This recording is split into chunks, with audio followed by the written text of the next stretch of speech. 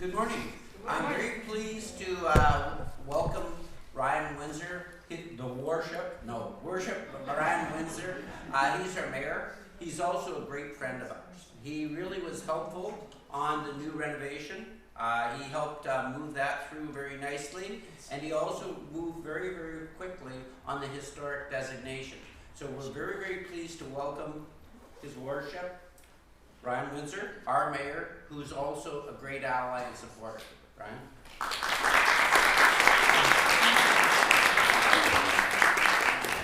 Well, good morning, everyone, and thank you, Jim, for the kind introduction. It is truly a privilege to be here on behalf of the district and my council to present this heritage designation plaque. I'm going to call forward Karen Hoshal. And the reason for that, of course, is I'm sure everyone in the room already knows the long history, Black History Month especially, with Charles Alexander playing such an important role in both the design and eventual construction of this simple but Gothic revival church. I hope I got that right. Again, it's truly a privilege on I guess February 2024 to present this plaque, formally endorsed by the council November 14th, 2023. Hope it gets displayed somewhere prominently for the church, and is a reminder to the community of both the history, the present, and the future of this building and this congregation. Karen?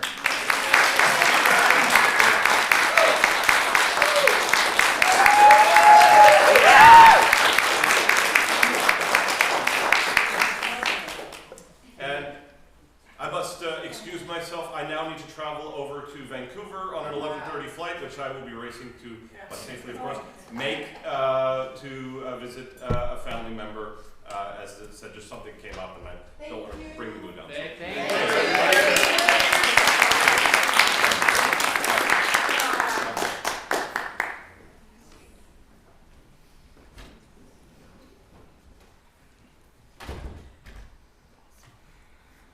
So now we have our time of very quick announcements. If people have some quick announcements, and Jim, you have a quick announcement? Coldest night, we've over $2,000 raised for the people of our place, and 11 people. We are welcome to more. Thank you. Way to go. I have an announcement. Yes. I'm not sure if people are aware of World Day of Prayer. It's happening March 1st. Give me a wave if you know what that is. Okay, good. Just want to make sure that everybody's invited. It's occurring or it's taking place this year at St. Elizabeth's in Sydney, St. Elizabeth's Church on March 1st. I believe it's at 11 a.m. There will also be a choir and an invitation to come and sing in the choir for that. Okay, thank you. When I have those details, I'll send them out. So, great. We have, how many people got the announcement sheet that was mailed out to everybody in the congregation? Not me. So that information, give it to the office and we'll get it into the announcement sheet. Okay, now February 14th, Miriam Garnett. I'm not on screen. That takes too long. February 14th, we need more soup and veggies for the UVic soup supper. So get in touch with me. Perfect. Okay, we always try to find out who's celebrating what. So if it's your birthday or that kind of thing, by all means let us know and we'll sing happy birthday, and you do not have to tell your age. Thank goodness. Okay, or if you've got an anniversary. Celebrations, folks? Mark. Mark, what was it? Yes, it was Mark. January.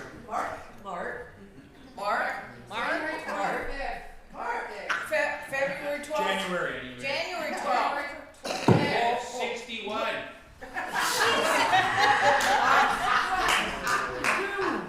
All right.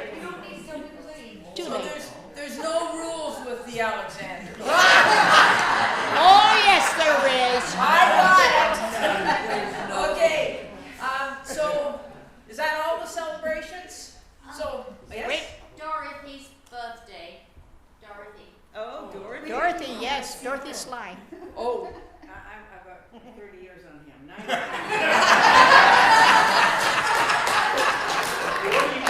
Dorothy's 91. Do I hear 92?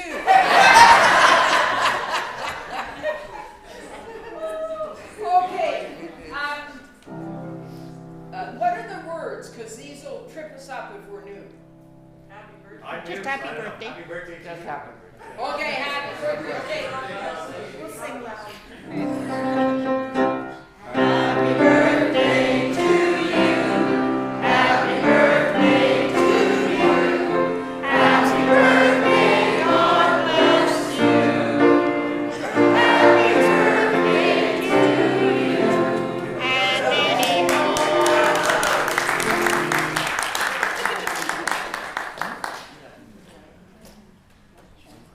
Oh, the lighter. It's right here. Oh, Got a light? I would have had that. So we light our worship candle today to remind us that God is still at work in our world. We believe that love is stronger than all the ills of the world. Yet we know the legacies of slavery still exist in our world. And persons of African descent are still the recipients of racism. These are some of the realities in our world. And we are called to let the light of God's love shine in the world and to do our part to light the path of inclusion in our community.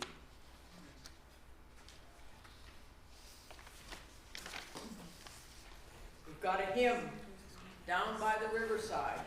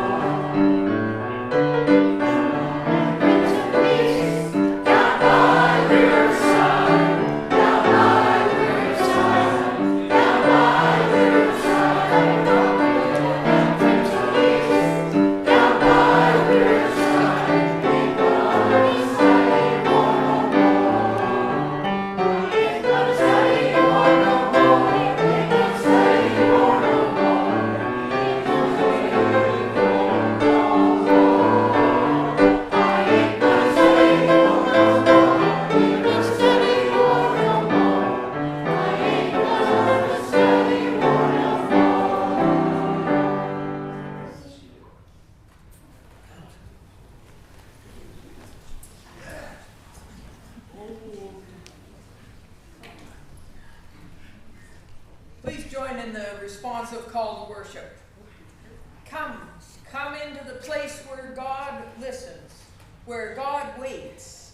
We come as we are, Whole, sick, well, satisfied, or with deep longings. Come to sing, to cry, to hear, to see. Come and be ready, or come to be made ready. we are here as God is here too. Let's pray. Gracious and loving God, we ask for your blessing upon all of these people who are gathered here today, so that this service might be one that encompasses all the integrity and the history of this congregation. We pray that you will touch our lives so that we will be proud participants in building your kingdom on earth. Amen.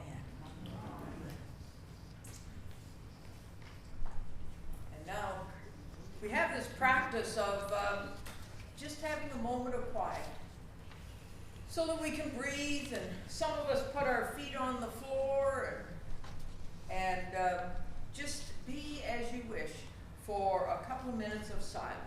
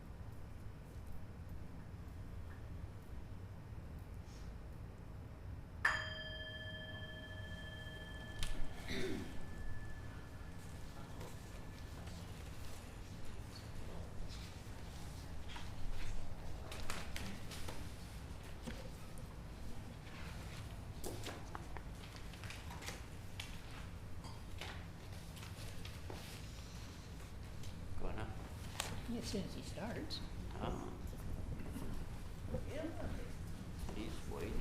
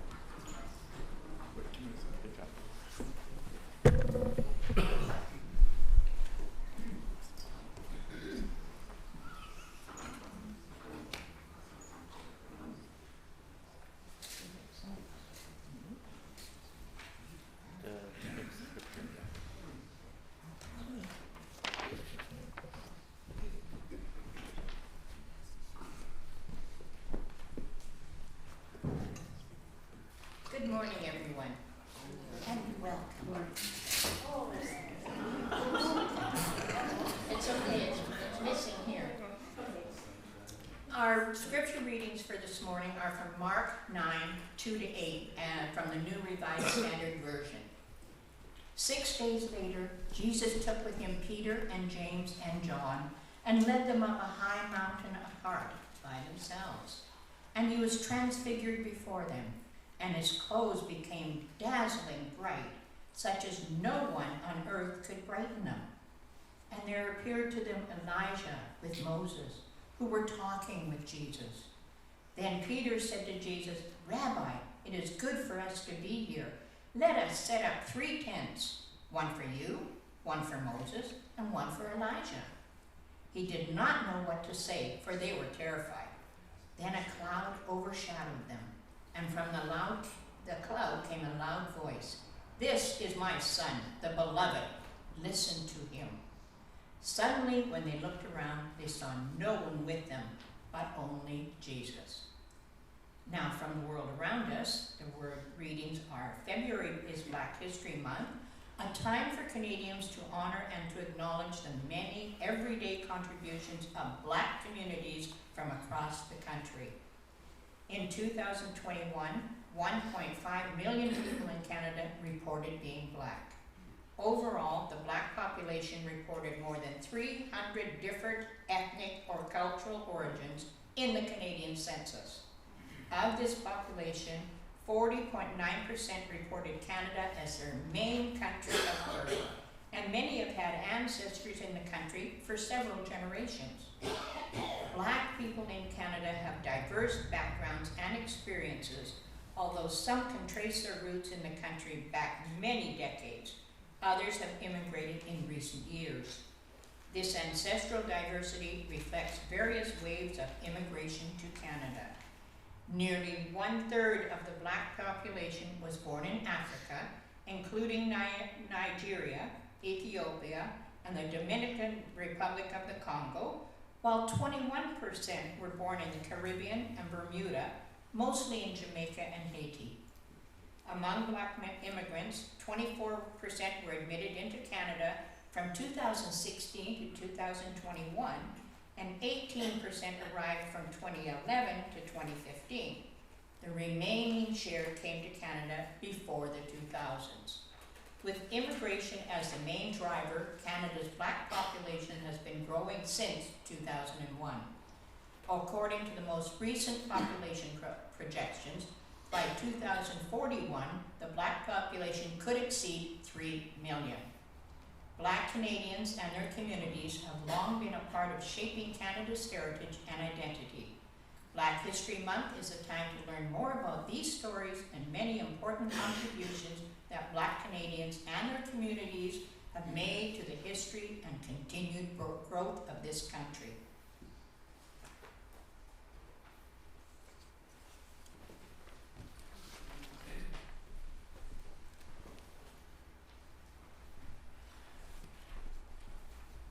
You want me to keep going?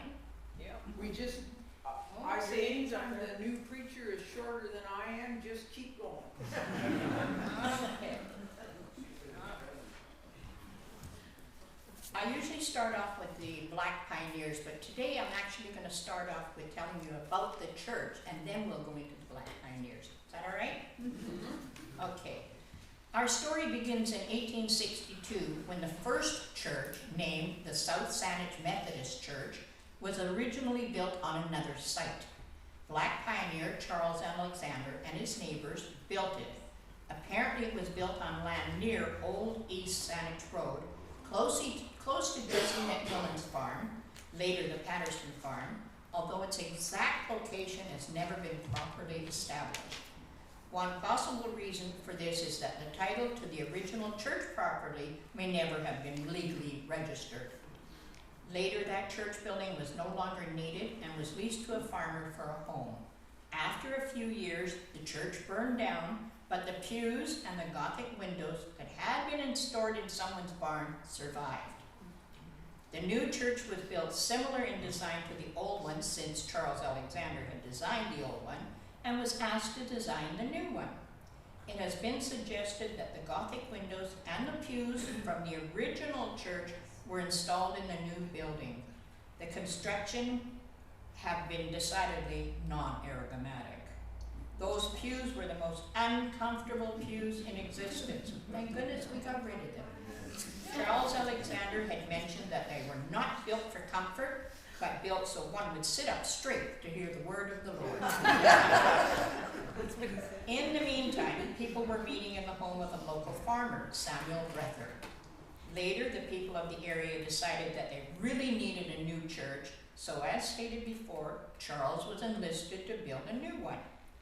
Now, by this time, Charles was getting old, so we assumed that he instructed the workers in their tasks and did not do too much of the work himself. The new church was built in 1895, and that is the building that we still use today. Later, the addition that you see on the back was built to house the Sunday school. Still later, it became the choir room and storage area, and after that, a small area was blocked off to become the furnace room. This means that this year, 2024, this congregation marks its 161st anniversary, and the building marks its 127th year. Now, at that time, it was still called South Saanich Methodist Church and did not change its name until 1925, when it became South Saanich United Church. Still later, in 1952, the church became Shady Creek United Church. And in March of 2018, the name changed to Central Saanich United Church. The previous name of the church seems to have come from Sandhill Creek, a creek that was very shady at this point in its travels. Or maybe because Robert John attributed this name to the cemetery established by his 1-acre land grant, which is next door. The cemetery and the church were so close together that people were calling them the same name anyway. Another reason to change the name seems to have come from the fact that South Saanich had now become Central Saanich, so it seemed to be appropriate to change the name of the church. Now, I must tell you that the cemetery and the church are not affiliated. They just happen to be adjoining each other. Charles Alexander was one of its first preachers, along with Mr. Shakespeare and Dr. Evans. After them came a procession of ministers. Dr. Evans even rode the circuit, going from Cordova Bay, Royal Oak, Brentwood Bay, Sydney, and occasionally a boat ride to the Gulf Islands to preach. And the lay preachers would fill in on the Sundays that the minister would be elsewhere. Since then, there have been 39 ministers. Some of the ministers have remained or returned as parishioners. One that I know of even sang in the choir for a number of years. Central Saanich United Church is not only a building. It has numerous things that make it a real church. One is its size. It is a small church nestled in the woods and very homey. Upon entering the sanctuary by the front door, you are greeted by a call to worship. On the wall behind the pulpit is a part of Psalm 29:2 that reads, "Worship the Lord in the beauty of holiness," and was originally painted by Mr. Stuart Stoddard in 1930 and was repainted by Becky Cotterill a few years ago when the church itself was repainted.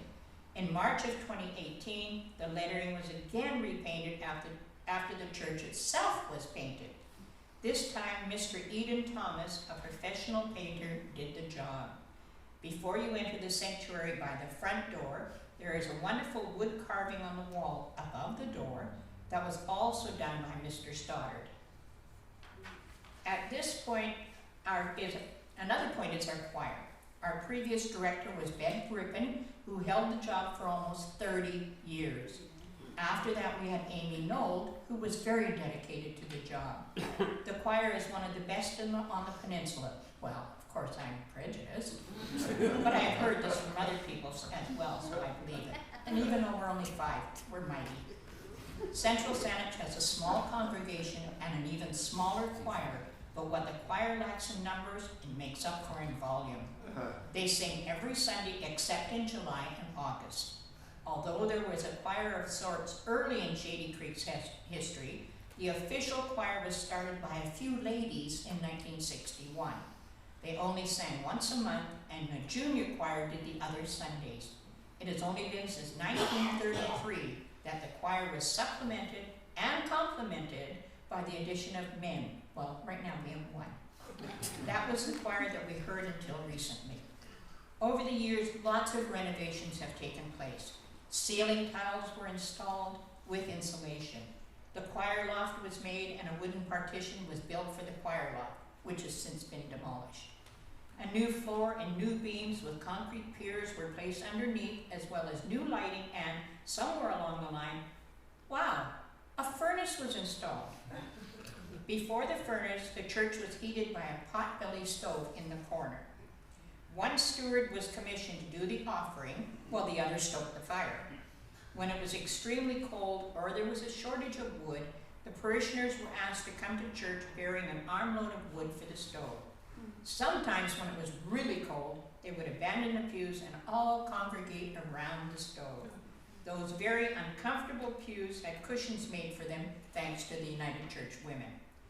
In March of 2018, the little church had some renovations done to the inside. The stage was cut back, the church was painted, new carpet, and the old pews were retired in favor of chairs. We opened in time for Easter. As mentioned before, we changed our name to Central Saanich United Church in order to become more inclusive.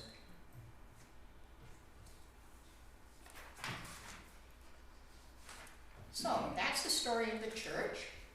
So now we'll go on to Black history. And because I've taken extra time to do the church, I'm going to cut a couple of people out of my Black history presentation. And the man that's running the equipment will hear me say next, and he will do it. So I'll start this presentation telling you about a plaque that was placed in the Shady Creek Cemetery in February of 2000 with collaboration from two of the Black pioneers and the Historic Board of Federal Government. It was placed there for the Black pioneers who settled in the area, and it's right at that corner. If you go out the front, it's right there. So now, next.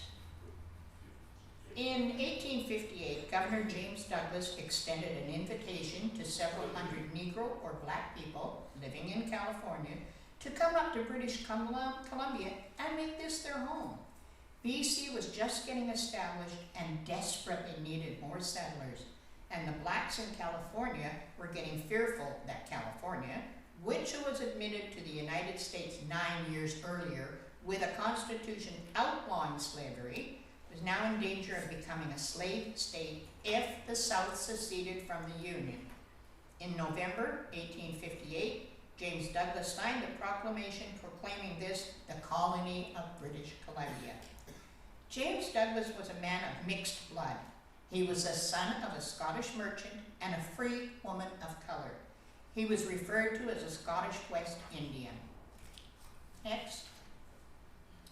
My great-grandfather, and a few of us, great-grandfather, and family were one of the families that arrived in July of 1858 aboard the steamship Oregon. Charles was born in St. Louis, Missouri in 1824, and his wife Nancy was born in 1834, also in St. Louis. They married on Christmas Day in 1849 and proceeded to start their family. At the time that they decided to come north, they had 2 children. Charles was a carpenter and a grist mill operator and made an adequate living with the carpenter trade. During their married life, Charles and Nancy produced a total of 12 children. One child, Thomas, was the first English-speaking child born in Victoria. Until then, there had only been Chinese or First Nations children born here. My grandfather, John, was the youngest of Charles and Nancy's children. My father, Kenneth, was the youngest child of John and Flora Alexander. Charles was instrumental in the building of the first Shady Creek Church as well as the second. He was also instrumental in numerous other historical buildings around the area, including the old agricultural hall that used to be on East Saanich Road, which was the original home of the Saanich Fall Fair. Nancy died in 1912, and Charles followed her the year after. They are both buried in the family plot in Shady Creek Cemetery, out there. And just a little sidebar here, Charles died a year after her, and I understand understand the reasoning was because he didn't know how to do anything for himself. She laid out his clothes, she made all the meals, she cleaned up after him, and he couldn't do any of it. He didn't even know what to wear. So we wouldn't have that kind of man around today. So I've included, next please, I've included a picture of the two ships that arrived in Victoria during the years 1858 and 59. These were the Commodore and the SS Oregon. Next. Our next person is Fielding Spots. He was born in Virginia in 1823, and in 1849, he, his wife Julia, and their children Charles and Fielding William moved west to San Francisco. In 1852, he appeared in a public record, one of 9 people who organized a Black Baptist congregation in San Francisco, Charles Alexander being the other. Apparently, Fielding and family came here in 1858 aboard that steamship Oregon, along with other blacks, and soon bought a house on Pioneer Street, now North Park, between Quadra and Blanchard Streets. His trade was listed as a cooper. For a short time, Fielding also owned land on Salt Spring Island. By late 1860, Fielding had purchased land on the peninsula, which would become his home for 4 decades. This land was located just inside the north border of what is now Saanich, a little south of Cannon Road. I believe that this area was also called Sand Hill. Fielding died in 1902, but his grandson, Alfred, who was nicknamed Bossy, remained on the peninsula and farmed there for many years. Bossy was nicknamed Bossy because he named all of his cows Bossy. And I never knew his real name until he was about ready to die. To me, it was Uncle Bossy. Never thought anything of it. Next. Mifflin Wistar Gibbs was another man that came here. He was born free in Philadelphia in 1823. He left Philadelphia heading for the California gold fields of 1849. There he went into business with Peter Lester. Their shop was Lester and Gibbs, importers of fine boots and shoes. Leaving California in 1858, due to the unrest, he headed to Victoria to join the rest of the immigrants. He brought plenty of goods to sell, such as flour, blankets, picks, shovels, and the like. Those sold quickly, and he sent word back to California to his partner, Mr. Lester, to send more supplies as soon as possible. Mifflin bought a small building at the corner of what is now Government and Yates Street and soon proper. He returned to the U.S. in 1859, married Maria Ann Alexander, no relation to Charles and Nancy. Maria came from Kentucky. Returning here, they had 3 children and lived quite comfortably, but Maria was never totally accepted by the people, so never felt at home. Apparently, she thought she was better than the people living here. She walked around with her head held too high, alienating the others, so it was no wonder people didn't like her. Mifflin was elected to the Victoria City Council, representing James Bay, and he represented Salt Spring Island at the Yale Convention in 1868, where he was definitely in favor of BC joining the Federation of Canada as opposed to annexation to the United States. And if you will look, the 49th parallel is the draw line, and that goes right through Ladysmith. Well, before this, it was going to come over the island, so the whole island was going to be American. No thanks. So Mifflin and his family returned to the U.S. in 1870, and after taking a refresher course in law, he became a municipally elected judge and was made State Registrar of Lands by President Harrison, and was also appointed U.S. Consul to Madagascar. Visiting Victoria in 1907, he was treated as a distinguished former resident. He died July 11, 1915, in Little Rock, Arkansas. He was 92 and apparently left a large estate. Any questions? No? Okay, we'll go on. Wellington Delaney Moses was another black pioneer who came to Victoria. He set up shop and soon had one of Victoria's best barber shops. He also did ladies' hair. Apparently that was quite unusual at the time. Mr. Moses moved to another gold rush town and prospered even more. The town was Barkerville, and his barber shop is one of the restored buildings on the main street. Now, a trio of brothers came north with the rest of them. Next. I am only going to tell you about two of them. William Allen Jones became the Barkerville dentist. When Barkerville was restored, Mr. Jones's office, complete with chair and instruments, became a feature on the main street. He died in 1897 in Barkerville and is buried there. His other brother, John Craven Jones, was an unemployed teacher. The brothers worked the Fraser River Gold Rush area, but John longed to resume teaching. Next. He found his opportunity on Salt Spring Island. He was able to teach all races of children and not be restricted to teaching only colored children, which had been the practice in the States. He taught school on Salt Spring Island for 10 years without pay, but was probably the best fed teacher, as the settlers paid him in kind. He was happy. Later, BC joined the Dominion of Canada, and with that, a provincial school system was established. White teachers were sent from the East and from England. White overcame black. So John was soon left high and dry. He sadly returned to the United States.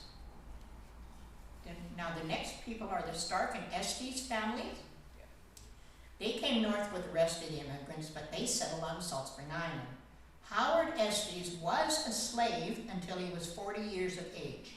His owner sent him and the owner's two sons on a cattle drive to California.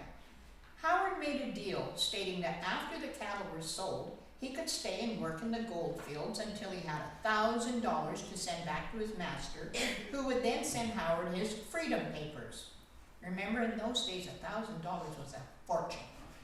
Howard worked and worked until he had the $1,000, which he promptly sent back to his master, but the master kept the money, saying that Howard was his slave, and whatever Howard earned actually belonged to the master. Howard didn't accept defeat. He went back to work and earned the necessary money to buy not only his own, but his wife and children's freedom. He returned to Missouri, paid personally to Howard, pay his master. Howard wasn't taking any chances this time.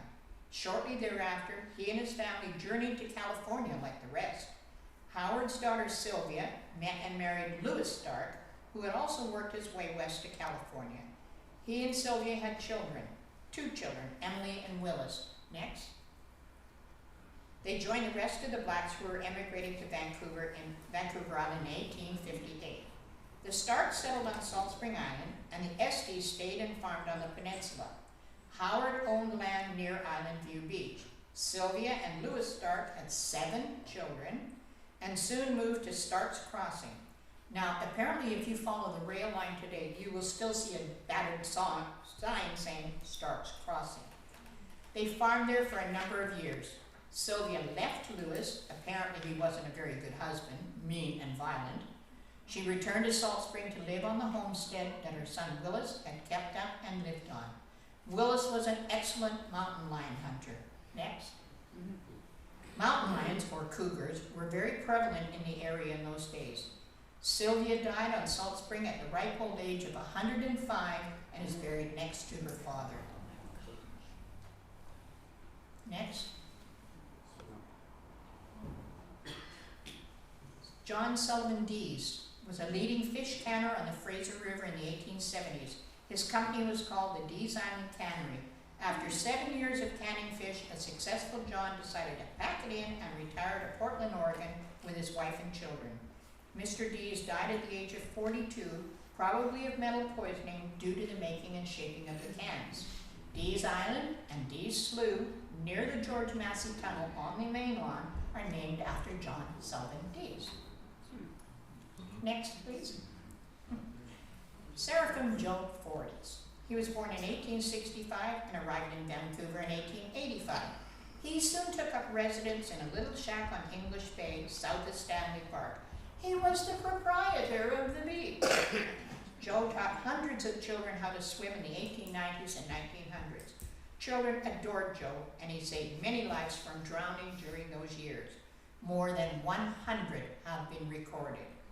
Mr. Fortes volunteered his help, but eventually became a paid lifeguard and a special constable. Joe died in 1922, and the city of Vancouver arranged a public funeral attended by hundreds of people. A fountain has been erected at English Bay for Joe with the inscription, "Little children loved him."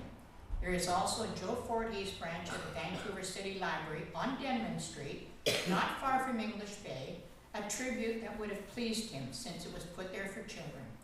Joe is buried in Mountain View Cemetery in Vancouver. And just a little sidebar, if you take a look at his swimming ensemble, it's a two-piece bathing suit, which was the style in those days, but it is made out of wool. So I'm assuming when he got that wet, it not only would stretch, but it would weigh twice as much. So no thanks. No thanks. I'd stay out of the water. Next. And one more. So all of the people that I've told you about so far, with the exception of Howard Estes, were either born free or gained their freedom before they went to California and then on to BC. So next I'd like to tell you a little bit about another group of blacks that did not come to BC at all, but were very important to Canada. Blacks in British North America had a tradition of military service that long predated Canadian Confederation in 1867. Many, including Upper Canada farmer Richard Pierpoint, had served the crown during the American Revolution. At the outset of war in 1812, Pierpoint urged, at first unsuccessfully, that a black militia unit help defend the Niagara district. By July of 1812, a small black company had been formed that would fight at several major battles, including Queenston Heights. The Colored Corps later worked on military construction, helping build Fort Mississauga in the Niagara Peninsula. Disbanded in early 1815, the Corps was a prominent example of black service in defense of early Canada. So now we'll go back to BC. So there's many more people that contributed to make this considerable effort to our province. These people made their contribution by quietly doing whatever they did best, and sometimes trying something new. Some of our more recent contributors are Dr. Rosemary Brown, mother, educator, lecturer, writer, and former member of the Simon Fraser University. She was a professor in women's studies and has been a strong and an effective worker for women's rights in Canada and the world. In 1988, she was featured in the National Film Board's documentary, No Way, Not Me, and was host for the 6-part television series on women and politics. In 1996, Rosemary Brown was awarded an Officer of the Order of Canada, the second highest rank in Canada, the order being first a companion, second an officer, and third a member. Rosemary and I had lunch together quite a few times, and I found her to be a very down-to-earth person. She died in 2003 in Vancouver. Next. One more. Thank you. The Honorable Emery Barnes, retired Speaker of the House, is next. He was an educator and former football, basketball, and track and field star. He played football for the Green Bay Packers and the BC Lions, where his team won the 1964 Grey Cup. Mr. Barnes has been inducted into the BC and Oregon Hall of Fames. The Honorable Mr. Barnes won his seat in BC's Parliament in 1972, the first black man in the legislature. He was a politician for 24 years and retired in May of 1996. I knew Emery. He had to be 7 feet tall and continually teased me. Looking straight ahead, he would say he could hear me, but he couldn't see me down there. Emery died in 1998. Next. Therese Alexander is a cousin of mine who was sworn in as a provincial judge in Surrey in 1996. She is the first black woman in BC to be awarded this position and only the second black person to become a provincial judge in BC. So now, there were many more people that arrived in Victoria. Oh, reading the same thing. The last person I'm going to tell you about is fairly recent. His name was James Douglas Hudlin. Doug was born in Victoria on December 12, 1922. He was the great-grandson of Charles and Nancy Alexander, whom we started this talk about. Doug was named after the then governor, James Douglas. His parents were Joseph Hudlin and Mildred Alexander. Doug was one of 9 children born to Joseph and Mildred.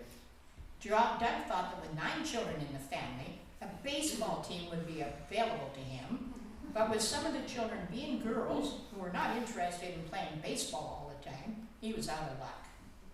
Doug grew up playing lots of sports. He loved soccer, but his passion was baseball. He played on an all-black team with his brothers, cousins, and family friends. The team was called the Brown Bombers. I haven't been able to find out when the Brown Bombers started, but I do have a picture of the team dated approximately 1935 and another one dated 1939 at home, so I know that the team was playing during those years. Apparently the team played at Beacon Hill Park's baseball field approximately once every 2 weeks. I couldn't find out who the team played, but play they did. It seemed that all the players really enjoyed the game and continued to play for quite a few years. At least the boys needed something that would keep them out of trouble. Believe it or not, the team even had their own bat boy, Dickie Wood. Doug knew all the rules of the game and was quite often seen explaining them. Oh, okay, I've lost my page. Oh, there it is, last one. He was explaining them to other players, and Doug was always right. He had a soft voice which he almost never raised when talking to people.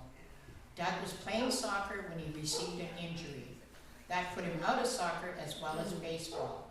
He wasn't deterred. He decided to change his focus. He would become an umpire. This he did with great success. He umpired for 40 years and was the first non-American umpire to work the Little League World Series in Williamsport, Pennsylvania in 1967, and 7 years later became the first international umpire ever to work a second Little League World Series. Doug has been inducted into the Greater Victoria Sports Hall of Fame, the BC Baseball Umpires Association Hall of Fame, and the Canadian Baseball Hall of Fame in St. Mary's, Ontario. Doug worked for the City of Victoria for 33 years before retiring. He passed away in Victoria on January 4th, 2014. He was 94, and he was my cousin.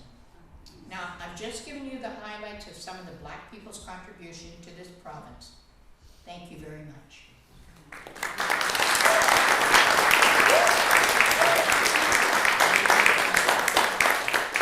Any questions? Just go that way and over to that. The way up. Okay. No? The other Okay. way? Okay. Thank you.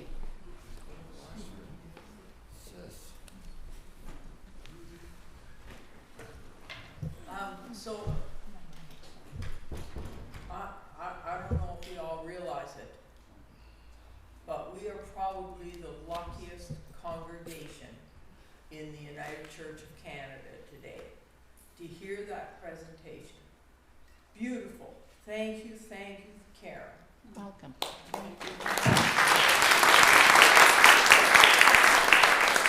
Karen has a display over in the hall we can look at after. When we go for coffee.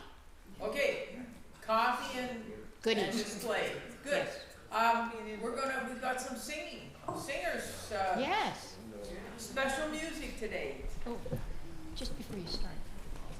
And the picture you saw of Charles and Nancy, and she's wearing that big long dress, it's over there. That dress is on display. Just don't touch it. Or she'll smack you. I know. Yes. Don't touch it. There's a sign on it. Has been on it.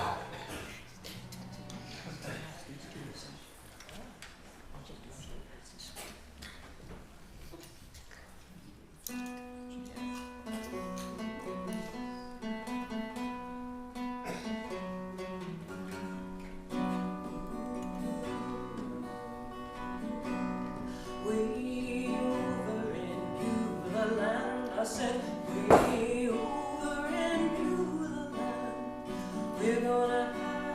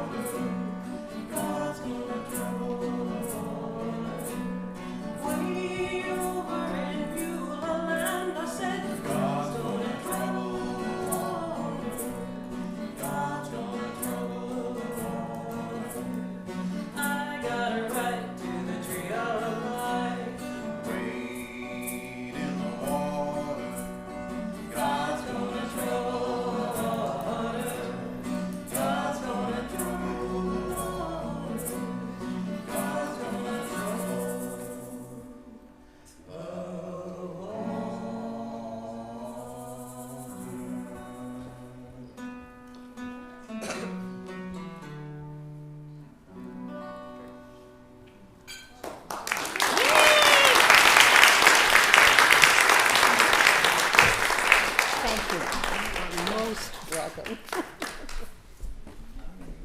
Thank you very much.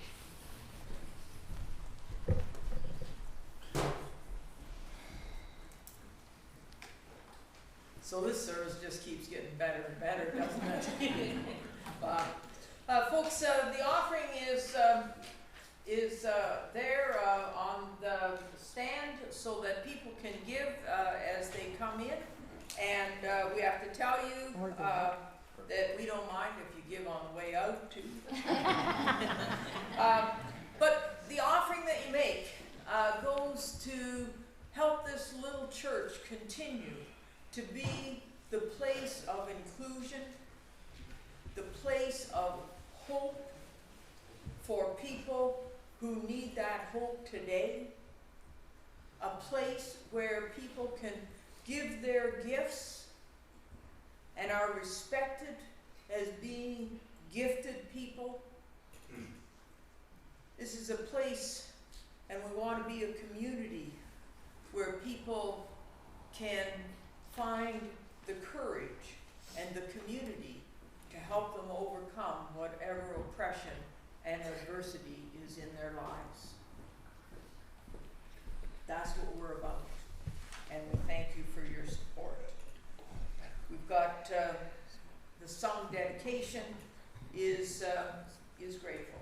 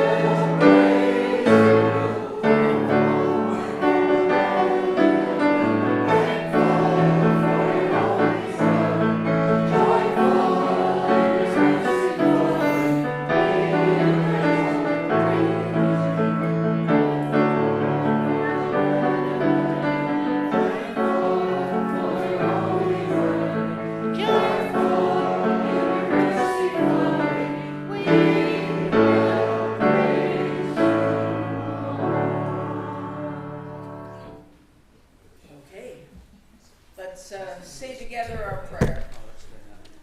The struggle continues in different forms, but just like those before us, we will continue to work for equal rights and justice for all. When we see injustice, it is the prompting of the Spirit for us to do something about it. Amen. You can remain standing if you want, although I have to tell you, if you only have so much energy, right? And you have to decide if you're going to stand and use your energy that way or sing, I want you to stay seated and use your energy to sing, okay? So